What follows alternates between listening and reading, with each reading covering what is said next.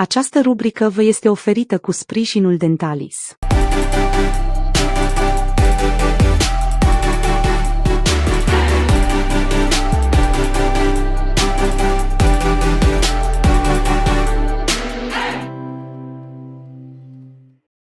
Bine v-am găsit, dragi privitori! Sunt psiholog Mihaela Pavel și împreună cu invitatul meu, conferențiar universitar dr. Alexandru Nemțoi, vom discuta despre probleme legate de dinți, mai exact, cum ne afectează lipsa dinților, stima de sine și sănătatea mentală. Bine ai venit în studio! Bine te-am regăsit! Haideți să vedem, pentru început, cum ne influențează lipsa dinților, stima de sine și interacțiunea noastră socială și profesională. Zâmbetul, prin funcția sa, este destul de important în momentul în care apreciem un pacient, un om, un individ cu care vorbim, cu care relaționăm. Și atunci stima de sine a unui om care dorește să aibă încredere în puterile sale, în abilitățile sale, bineînțeles că este nevoie să aibă o igienă corespunzătoare, un zâmbet radiant și în felul acesta să poată relaționa.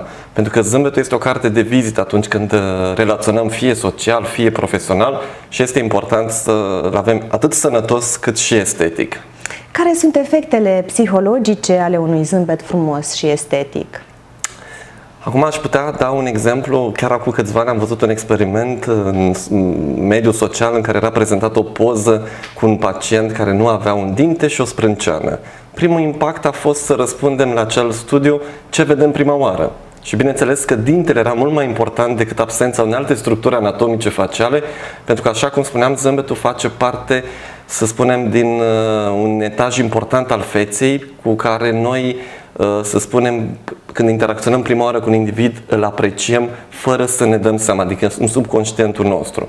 Și atunci, bineînțeles că este important să avem această sănătate orală, așa cum am spus și mai devreme, bine pusă la punct, astfel încât să avem un zâmbet strălucitor, un zâmbet de Hollywood, așa cum își doresc unii din pacienții noștri. Cât de importantă este empatia atunci când avem de pregătit un pacient, știu, în urma unui accident rutier și avem de reconstruit forma feței? Pacienții traumatizați, care de cele mai multe ori se prezintă fie în serviciile de primiri urgențe, fie poate în mediul privat, în ambulatoriu, de la pierderea unui dinte pe terenul de joacă a unui copil până la o fractură de maxilar sau mandibilă în urma unui accident rutier, empatia medicului de fiecare dată trebuie să fie condusă, să spunem așa, sau canalizată astfel încât să vină în sprijinul pacientului, nu numai fizic, prin manopera chirurgicală sau stomatologică pe care o face, dar în același timp să-i dea încredere că o să fie bine, că o să aibă o evoluție bună. Și aici pot da un alt exemplu referitor la pacienții cu boli terminale. În momentul în care gândirea este pozitivă, reușesc de cele mai multe ori să contrazică, să spunem, datele științifice sau a situației sale și reușesc să se vindece, pe când sunt situații cu boli care nu neapărat sunt într-un stadiu avansat și pacienții au o evoluție spre negativ datorită unei stări psihice proaste și așa mai departe. Și atunci este necesar ca echipa medicală, începând medic, asistent medical, să asigure această încredere și empatie să o aibă cu pacientul, astfel încât să existe o evoluție și un prognostic favorabil.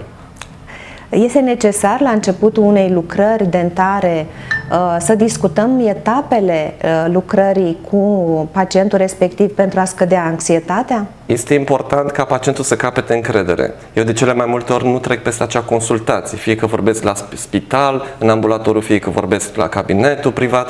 Este important ca pacientul să te cunoască, cum spun eu tuturor pacienților, ca la o primă întâlnire în care ne cunoaștem și avem încredere în medicul pe care l-am ales, pentru că este foarte important. Sunt mulți specialiști pe piață, putem să-i selectăm, nu este musai să vină la mine sau la alt coleg, adică putem selecta astfel încât să avem încredere și dacă ne-am ales medicul în care să avem încredere, să mergem până la capăt și să nu mai schimbăm, pentru că este o altă problemă în care pacienții circulă din cabinet în cabinet, de la medic la medic și atunci deja este o problemă și probabil așa timid de sine, în care nu sunt sigur efectiv ceea ce își doresc. Fiecare medic are modul lui de abordare și atunci poate să fie bulversat un pacient dacă merge din cabinet în cabinet. Pentru că pot fi opinii diferite, corecte amândouă sau chiar mai multe, sunt modalități diferite de abordare și atunci, exact, să bulversăm puțin pacientul. Din practica curentă, dacă poți să ne descrii un caz mai dificil pe care l-ai avut?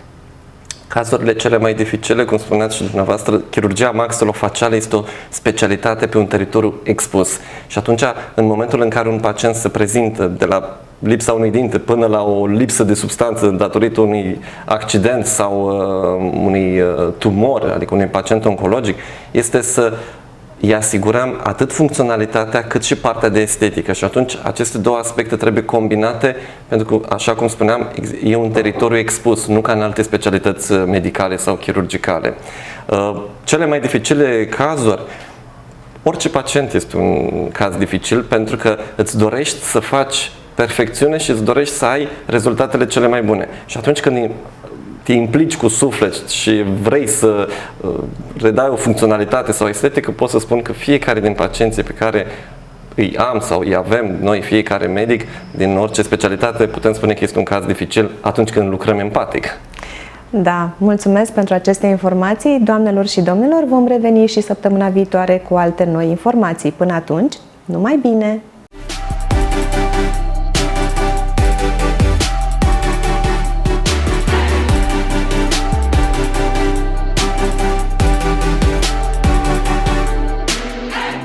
Această rubrică v-a fost oferită cu sprijinul Dentalis.